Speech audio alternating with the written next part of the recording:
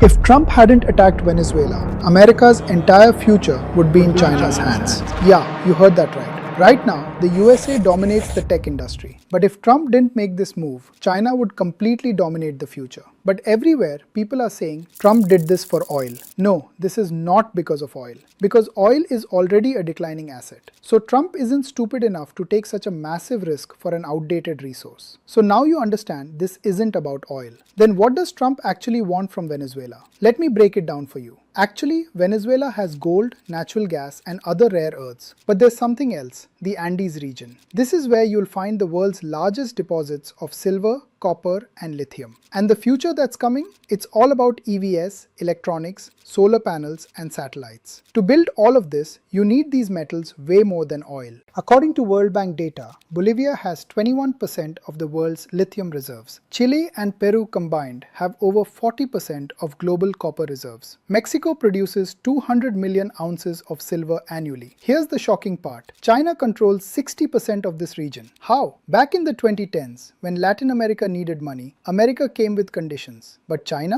They just showed up with billions of dollars, no questions asked. Today, Chile's largest copper mines are operated by Chinese companies. China has invested over $20 billion in Peru's mining sector. Bolivia's lithium deposits? China signed exclusive deals. China now decides who gets these metals, at what price, and how fast. In 2024, silver hit $32 per ounce, the highest in over a decade. Starting January, China imposed restrictions on selling silver because it's being used so heavily in EVs and electronics. China is hoarding silver because they know future demand will explode. China wants the world economy to run on commodities instead of the dollar. Right now, if any country wants to buy oil, they need dollars. But if the future economy is about EVs and electronics, and China processes 90% of the world's metals, then the world has to come to China. China has started backing the yuan with commodities. Countries like Saudi Arabia and the UAE are now accepting trade in yuan. This decreases the dollar's value and shifts control from America to China. Trump realized the future economy is about metals, not oil. His strategy has two targets. First target, use Venezuela as an entry point to the Andes region. Venezuela's geographic position is perfect. Second target, destabilize China's investments. China has invested over $60 billion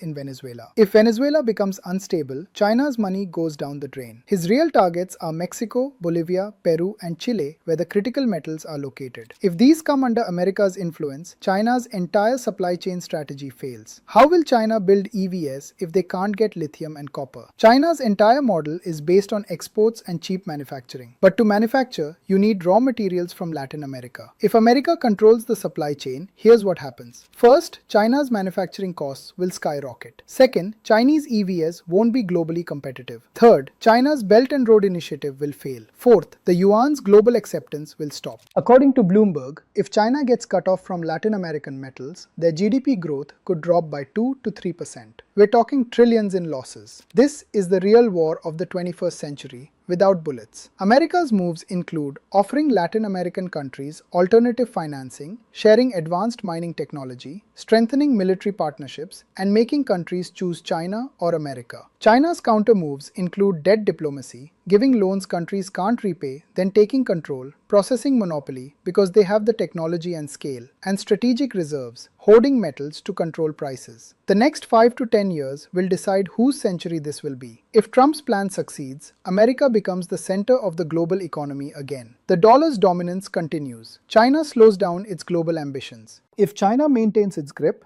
the world economy becomes multipolar. Commodity-backed currencies become common. America's control ends. Venezuela is just the beginning. The real game is still ahead. And this game will decide whose hands your phone, your car, and your electricity's future will be in. Washington's or Beijing's. This isn't about oil. This is about America's survival. Because whoever controls the metals controls the future. And Trump just made his opening move in the most important chess game of this century. So there you have it. Now you know the real reason why Trump attacked Venezuela. And it has nothing to do with oil. This is all about controlling the future and stopping China from becoming the world's dominant superpower. What do you think? Will Trump's strategy work, or will China maintain its grip on these critical resources? Drop your thoughts in the comments below. And don't forget to like, subscribe to the channel, and hit the notification bell so you never miss an update. See you in the next one.